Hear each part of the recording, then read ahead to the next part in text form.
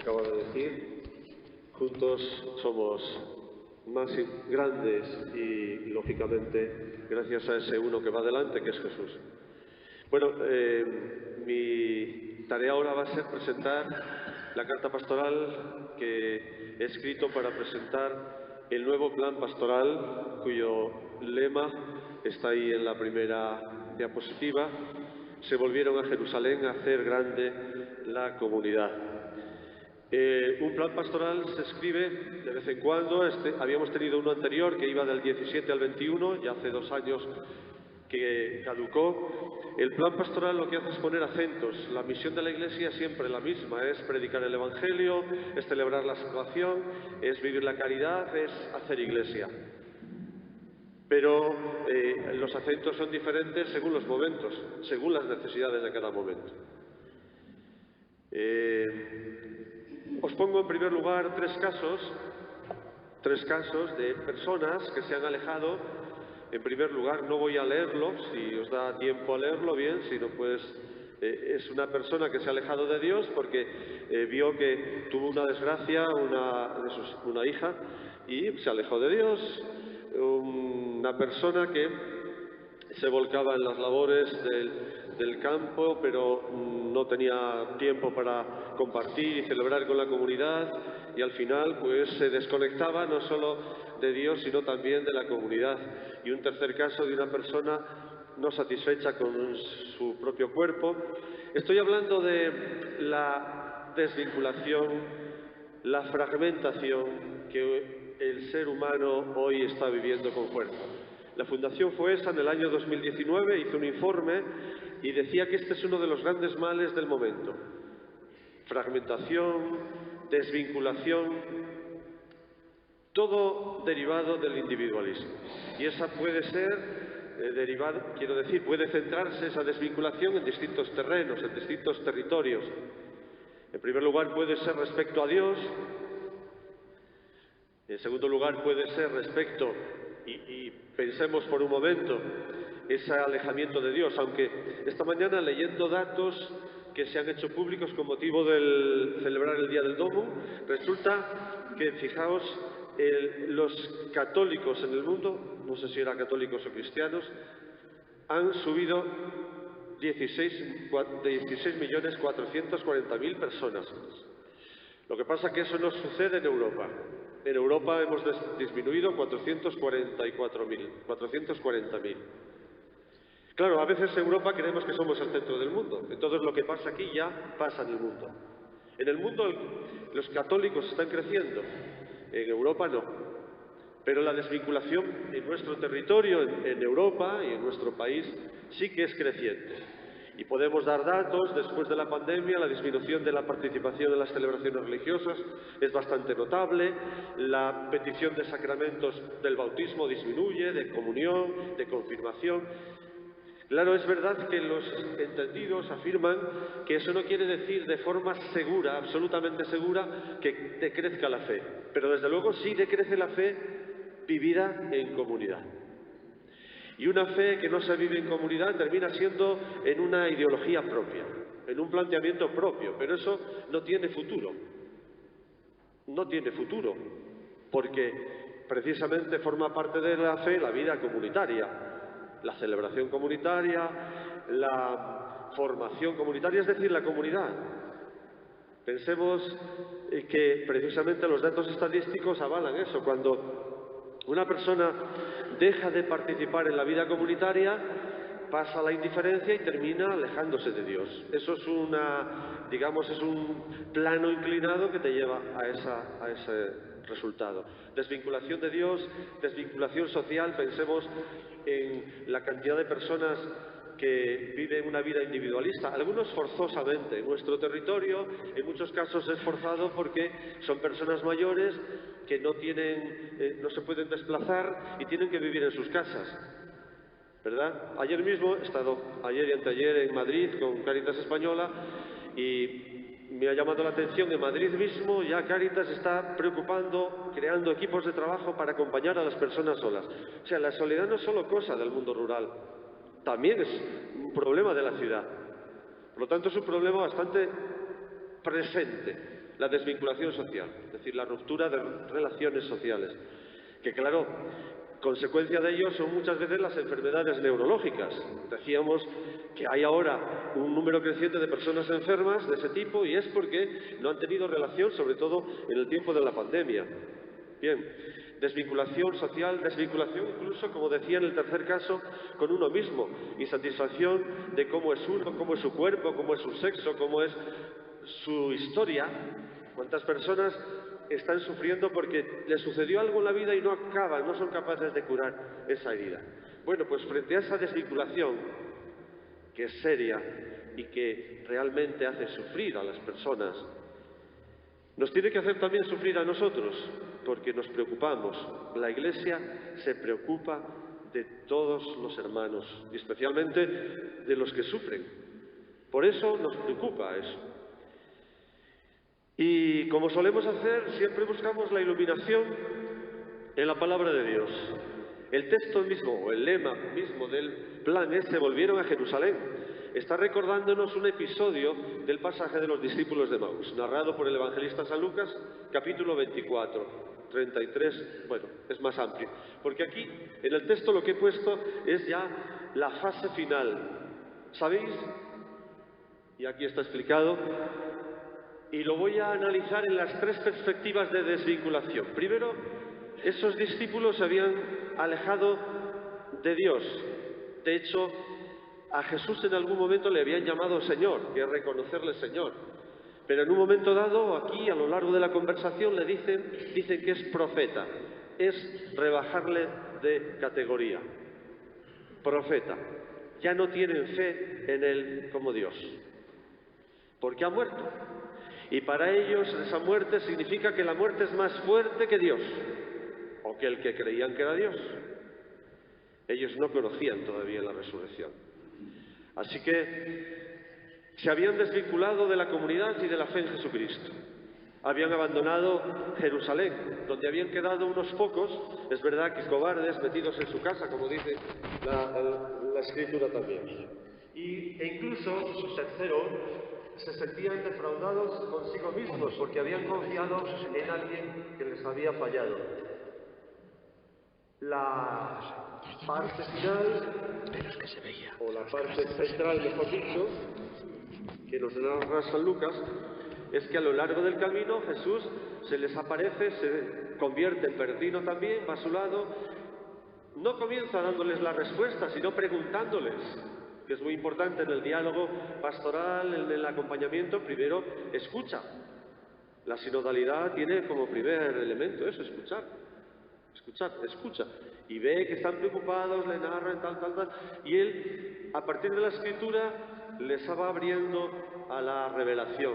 Cuando llegan a su casa, en Emaús, le invitan a entrar y la bendición del pan lo unen a la bendición de la última cena y comprenden que es Jesús el que está allí con ellos. Y entonces vuelven a Jerusalén. Pues nosotros, discípulos de Jesús, que también podemos estar cargados de pesadumbre, también nosotros sufrimos la desvinculación. Nuestra fe no es todo lo fuerte que nos gustaría, ni nuestras relaciones seguramente todo lo satisfactorias, ni siquiera nuestra aceptación personal lo es. Estamos llamados a encontrarnos con esas personas,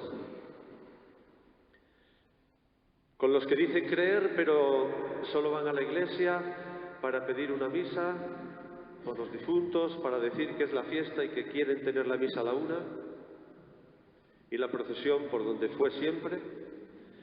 Los que están en búsqueda y no acaban de encontrar a Dios, y abiertamente los que no creen, que dicen expresamente que no creen, y por lo tanto, claro, a esos estamos llamados.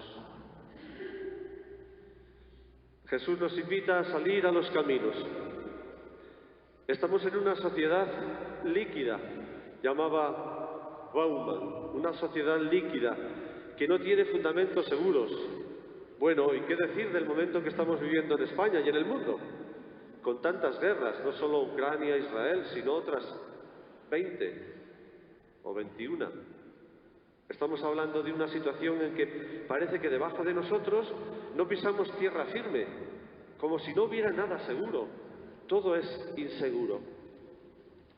Por eso necesitamos unirnos, necesitamos alguien que nos dé confianza.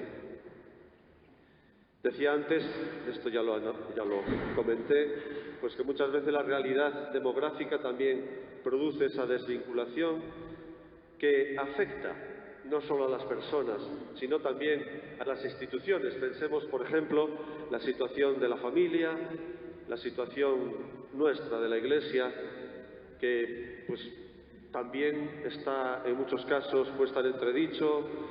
Mucha gente desconfía de nosotros por nuestros pecados mismos, ¿no? En esta situación, ya desde el 2017 al 2021, hubo un plan pastoral, en un contexto además de renovación pastoral que ya viene de lejos. Recordemos que ya el Papa San Pablo VI decía que la Iglesia existe para evangelizar, que Juan Pablo II habló de nueva evangelización, nueva en ardor, en expresiones, en métodos, que también el Papa Benedicto creó un consejo pontificio para la nueva evangelización y que, por supuesto, el Papa Francisco escribió Evangelii Gaudium, que es como un gran programa pastoral para la Iglesia en el mundo. Pero también nosotros, desde en tiempos pasados, hubo planes pastorales. Quiero recordar ahora este último, que veis ahí la portada, título llamados a formar un nuevo pueblo. Lo cito porque realmente nosotros en la Iglesia no es que partamos de cero, o sea, este plan nuevo parte de un camino recorrido y ese plan ya facilitó la posibilidad de ponerse nuevas metas y nuevos proyectos. Por ejemplo, facilitó el nacimiento de las unidades pastorales, del proyecto que se publicó el año pasado, que empezó a funcionar y que estamos implementando. Allí ya se empezó porque hace 20 y tantos años existían los CAP. Y de hecho una experiencia que tenemos y una constatación que podemos hacer es que en aquellos lugares donde los CAP, Centro de Atención Pastoral, funcionaron, fue más fácil poner en marcha las unidades pastorales, porque aquello fue ya una primera piedra. La escuela de evangelizadores en las unidades pastorales, había ya una escuela de evangelizadores, que es verdad que había sido un experimento un poco más reducido. Luego la espiritualidad laical también se potenció. Recuerdo, porque así me lo habéis contado, que don Juan Antonio, que en paz descanse, pues había comenzado a dar retiros, me parece que en Cuaresma, y en las zonas también. En fin, no partimos de cero. Estamos en el nuevo plan 2023-2028. Hasta ahora lo que he hecho es partir un poco de la realidad. Ahora, ya más brevemente, ahí explico que, esto sí lo leo porque está muy sintetizado, el nuevo plan recoge el testigo del anterior. Continúa la edificación de la Iglesia en sinodalidad, es decir, caminando juntos, e impulsa su misión en los distintos escenarios de nuestro territorio y con las personas del núcleo creyente. Bueno, porque a los que creen y practicante no les dejamos tampoco, a ellos les atendemos, por supuesto. Del que cree pero descuida la participación en la vida y en la misión de la Iglesia, y del que no conoce o ha perdido la fe en Jesucristo. Y, lógicamente, no voy a desarrollar el contenido, pero sí que indico que la estructura se basa en 4 capítulos, después de la introducción, que es lo que vengo diciendo, 4 capítulos en torno a los 4 itinerarios que se presentaron en el Congreso de Apostolado Seglar en marzo de 2020, unos días antes de declararse la pandemia, que ya andaba por allí, pero que no estaba declarada como tal. Ahí estuvimos en Madrid, y aquí también hubo gente, ¿verdad? No sé si estaba alguno de los que estáis presentes. ¿Sí? ¿Había alguien? Levante la mano. Maripaz. ¿Tenemos una? Ah, muy bien. Teresa, ¿verdad? Es que estaba dudando, digo, a ver si meto la pata. Bueno, pues tenemos a 2 representantes. Hay que cuidarlas como un tesoro, ¿eh? Porque son testigos del Congreso. Bueno, en este Congreso de Apostolado Seglar se habló de 4 itinerarios. Primer anuncio. Solo voy a decir un poco, unos datos, unas líneas, como veis, de cada uno de los 4. Primer anuncio, que además se va a desarrollar en el programa de este año, por eso no tengo que insistir mucho. Es una acción puntual, producida en el contexto del diálogo en profundidad y al hilo de la vida, en la que un cristiano propone el núcleo del Evangelio. El núcleo del Evangelio, que es el amor incondicional de Dios que nos ha entregado a su Hijo muerto y resucitado por nosotros, a una persona concreta.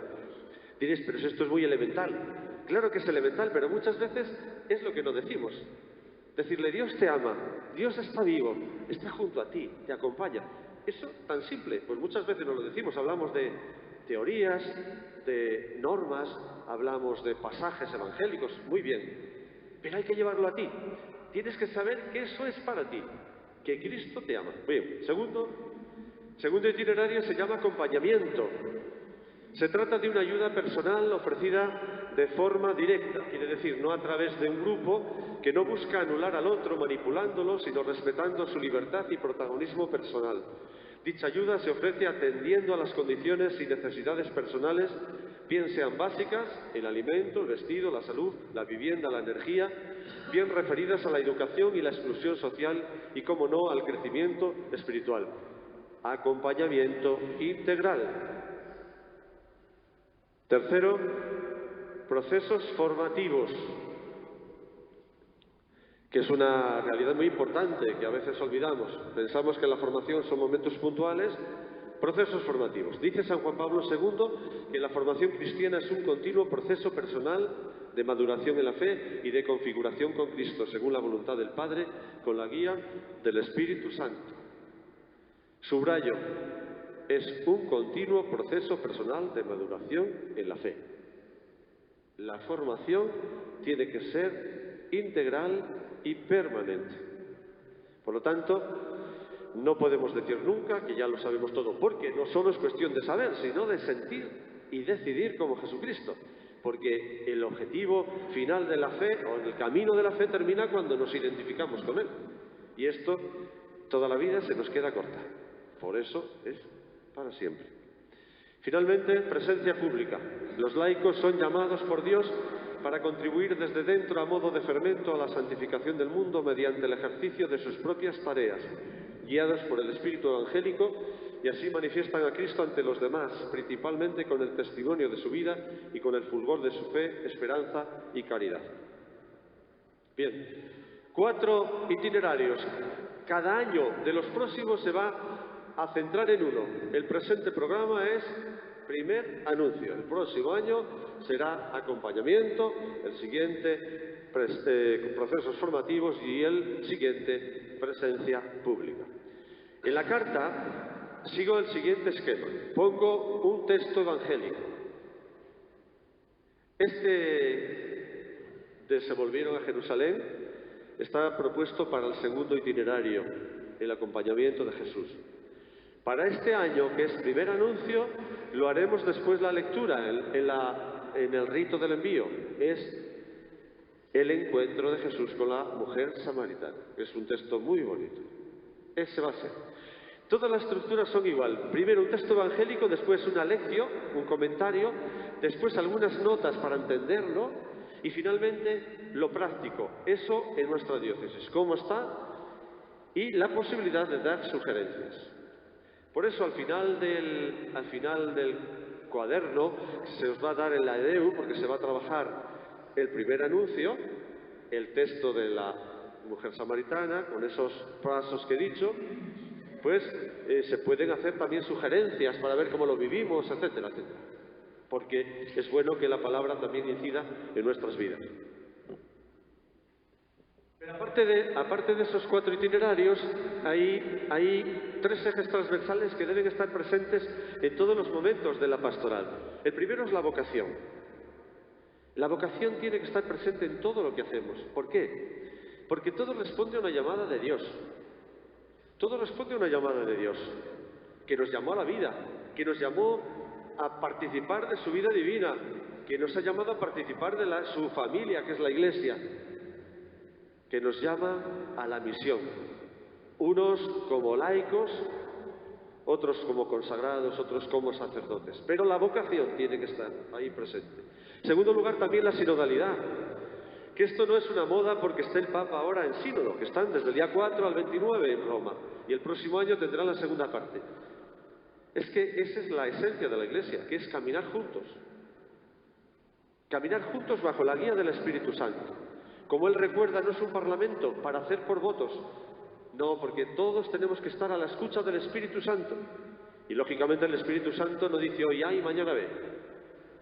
Es el mismo Espíritu que se revela, que se ha revelado y que se sigue revelando para hacernos ver cuáles son los caminos por los que debemos transitar. Y finalmente, el discernimiento, que es esa actitud interior que tiene su raíz en un acto de fe y que nos ayuda a descubrir el plan, la voluntad de Dios para nuestra vida y para la vida de la Iglesia. Es un don, pero que requiere escucha, obediencia y generosidad. Y termino ya. Hacer grande la comunidad. Y lo termino con una frase que está tomado del plan pastoral de la conferencia de este mismo año, que dice, nos encontramos, no es el número 23, no es el año 23, es del año pasado. Nos encontramos en una sociedad que va perdiendo progresivamente sus vínculos y precisa rehacerlos e innovarlos para generar ámbitos adecuados para la acogida y desarrollo de las personas y la imprescindible amistad civil para organizar la convivencia. De ahí la importancia de la vida familiar y comunitaria que la Iglesia propone y precisa. Así que, resumiendo, queridos hermanos, os invito a acercar personas y hacer grande la comunidad, hacer grande la Iglesia, grande y misionera. Muchas gracias.